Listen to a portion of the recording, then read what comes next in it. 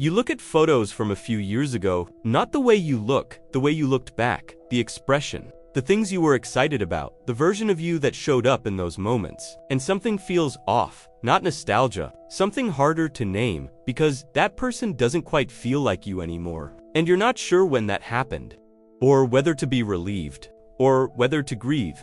Most people assume that changing means losing, that if you're not the same person you were, something went wrong. But identity isn't a fixed thing. You either keep or lose.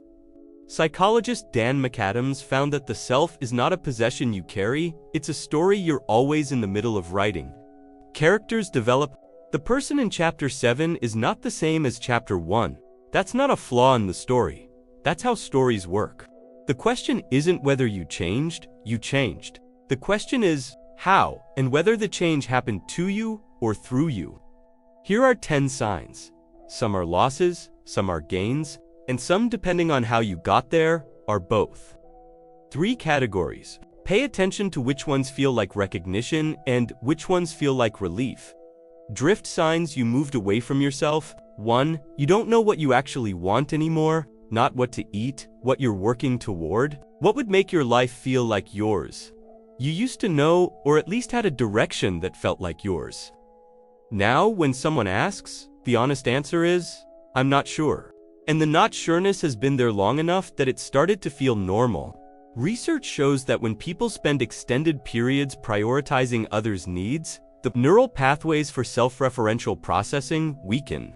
You don't lose the capacity to know what you want, you lose the habit of asking. 2. Your opinions feel borrowed. You hold positions on relationships, on how life should be lived, but when you examine them, you're not sure where they came from, whether you actually believe them or whether you absorbed them.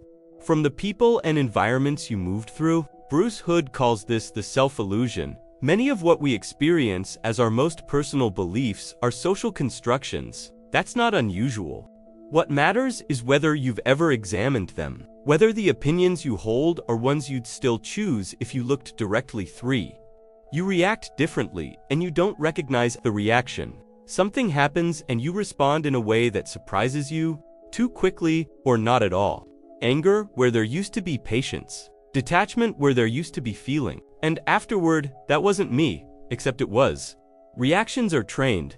Every environment you've spent significant time in has shaped your nervous system's defaults. When your reactions stop matching your self-concept, it's often because your environment has been doing more work on you than you noticed. 4. The things that used to matter don't, and nothing replaced them. This is different from growing out of things. Growing out of something means you moved towards something else. This is the version where the old things lost meaning, and nothing came to take their place.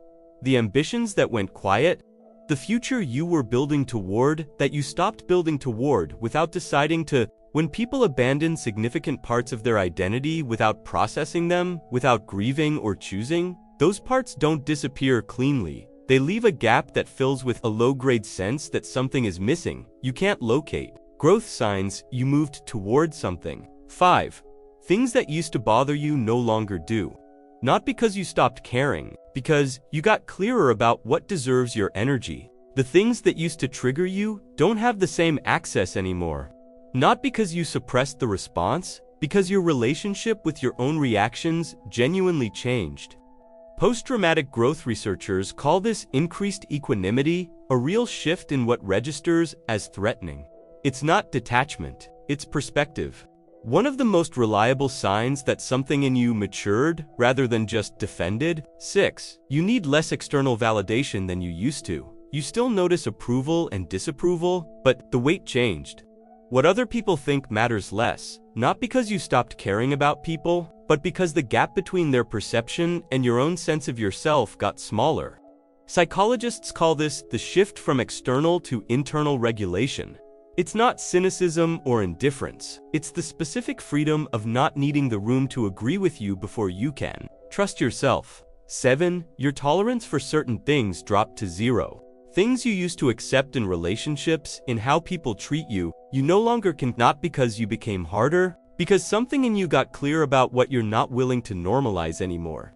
This often gets misread as bitterness.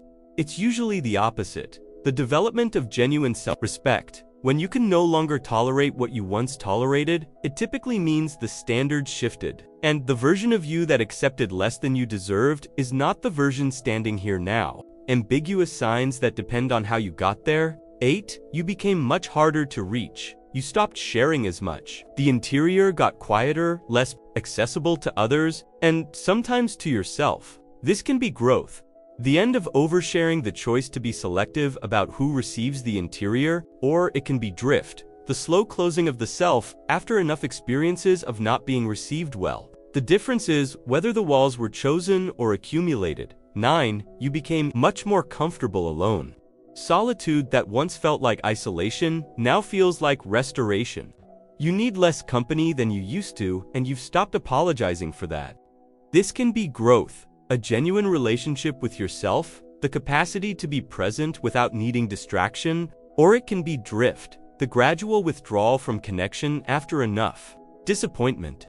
The difference is whether the solitude expands you or just protects you. 10. You feel like a different person to different people, and you're not sure which one is real. With your family, you become a version that feels outdated. With old friends, you perform a familiarity you no longer fully feel. And the version that feels most like you is often the one with the least audience. This is narrative identity under strain, the self trying to maintain coherence across contexts, pulling it in different directions. One of the most disorienting experiences in adult life. Feeling like you're playing characters in other people's stories while the story that's actually yours keeps getting postponed. Here's what all 10 of these have in common.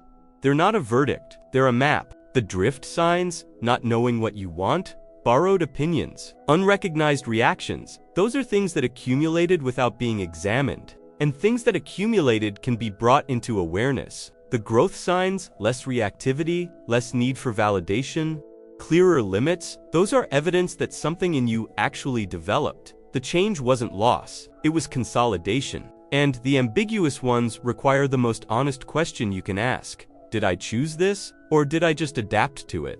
Because the same behavior can be wisdom or wound, depending on how it got there. You are not the same person you were. That's true, but the question was never whether you changed. The question is whether the changes are ones you want to keep. Whether the person you've become is someone you chose or someone you drifted into. The story isn't finished. You're still in the middle of it, which means the chapter you're in right now is one you can actually write. The person in the photo is not you anymore. That's okay. The question is who you're becoming instead. Spoony and friends, because everything you feel has an explanation.